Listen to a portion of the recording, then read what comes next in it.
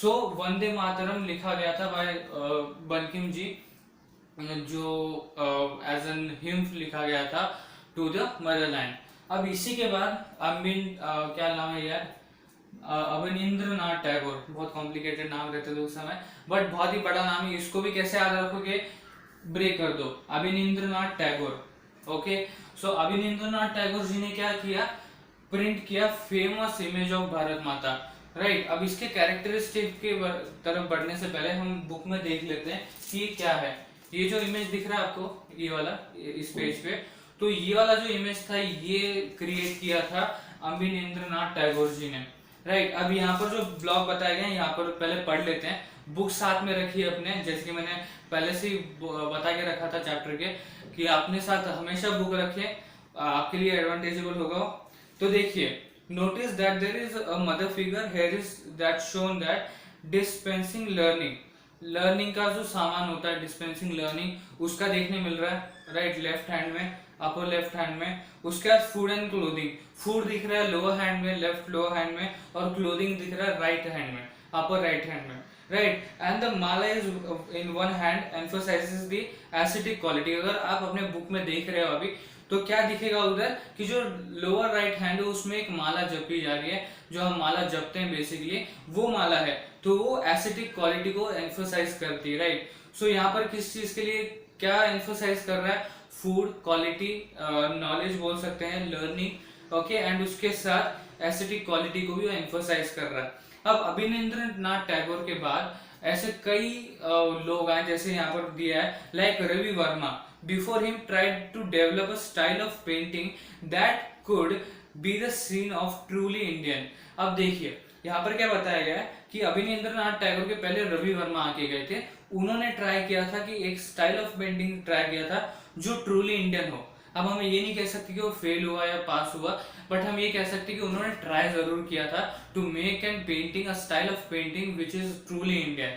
और उसके बाद ये जो भारत माता का नेक्स्ट पेज पे ये जो भारत माता का दिख रहा है आपको, ये वाला इमेज, अब इसमें क्या है, ये है image of Bharat Mata is contrast to the one painted of Abanindranath Tagore. जो अभिनेंद्रनाथ टैगोर ने ये बना था पेंटिंग, उसके कॉन्ट्रास्ट में ही ये वन ऑफ देम पेंटिंग है, one of the paintings made by whom we don't know, but यहाँ पर त्रिशूल दिया गया, फिर उसके ऊपर फ्लैग है अपना, देन एलिफेंट के साथ वो स्टैंड कर रही है, ये सब कुछ है।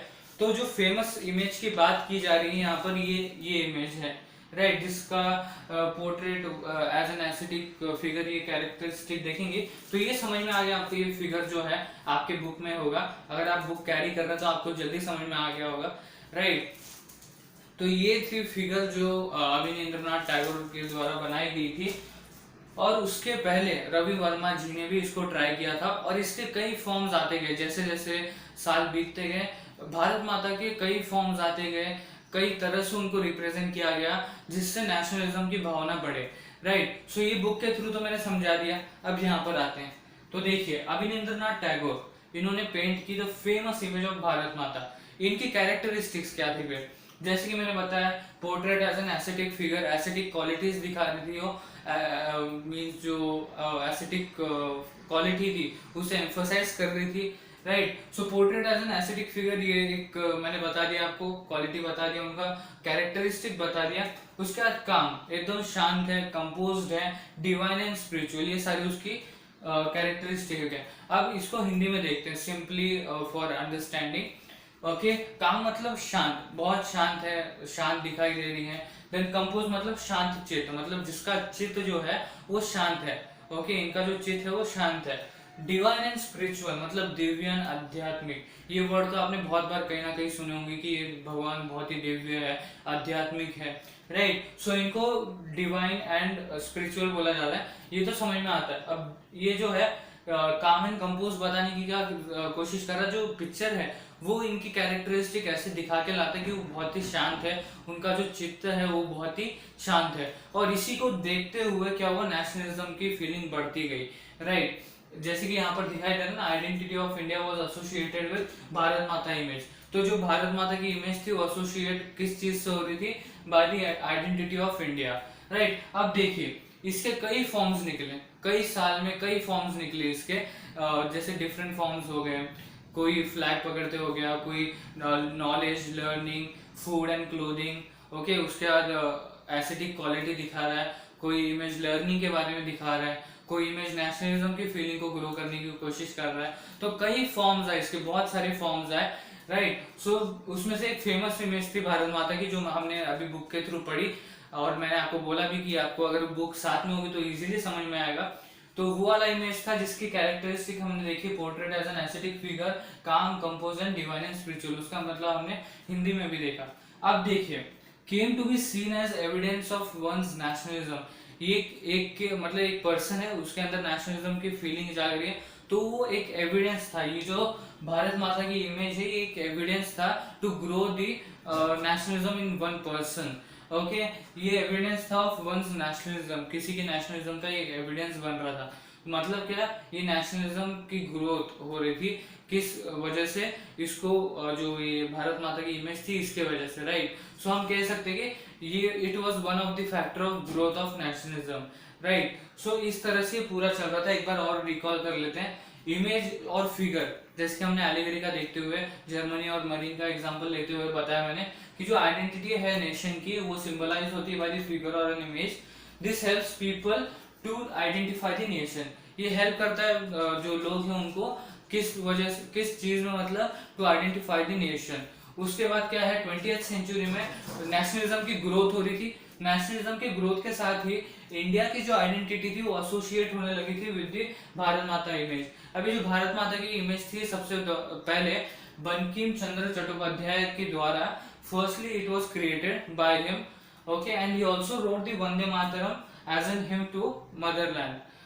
उसके बाद, इसी के बाद एक और इंसान आते हैं, वो है Abanindranath Tagore, who painted famous image of Bharat Mata, okay, जो हमने बुक के थ्रू देखा, जिनको साधु संतों की तरह दिखाया गया है ऑरेंज कपड़े में, ओके, ऑरेंज ड्रेस में। अगर आप अपनी बुक में ध्यान से देखेंगे तो ऑरेंज साड़ी में है, एंड उसके साथ ही उनको learning, then food, clothing, and एक हाथ में माला जपी जा रही है, जो हम माला जपते हैं वो वाली माला है, एम्फोसाइजिंग दी एस्थेटिक क्वालिटी। अब यही जो फेमस इमेज है भारत माता की, ये क्या कैरेक्टरिस्टिक्स दिखाती है, इनका क्या कैरेक्टरिस्टिक्स है, portrait as an aesthetic figure, she is calm, composed and divine and spiritual, right. उसके बाद क्या है, it was seen as an evidence of one's nationalism.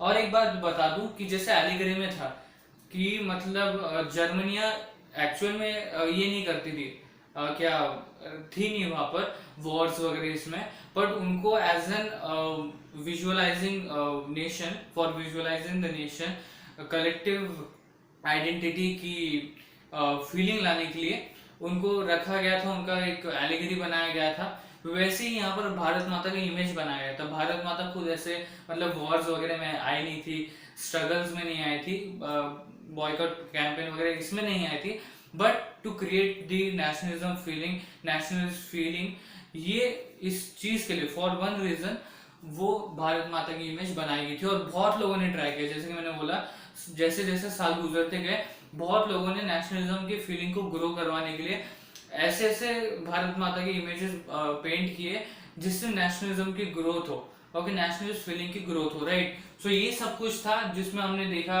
About the image, image किस तरह से हेल्प करता है, लेकिन हमने देखा आइडेंटिटी ऑफ इंडिया कैसे एसोसिएट होती है with the image of Bharat माता। उसके बाद हमने देखा कि किसने ये बनाई थी सबसे पहले भारत माता की इमेज। उसके बाद अभिनिंद्रनाथ टैगोर के बारे में देखा। देन जो फेमस इमेज ऑफ भारत माता जो मैंने आपको बुक के थ्रू दिखाई, उसका कैरेक्टरिस्टिक क्या है, उसको हमने हिंदी में भी देखा। और उसके बाद हमने देखा कि एविडेंस कैसे बनता है वंस नेशनलिज्म। सो इसके बाद आपको सिर्फ 3 चीजें करनी है, like and share my video and subscribe my channel Gyan classes, and thank you for watching this video friends.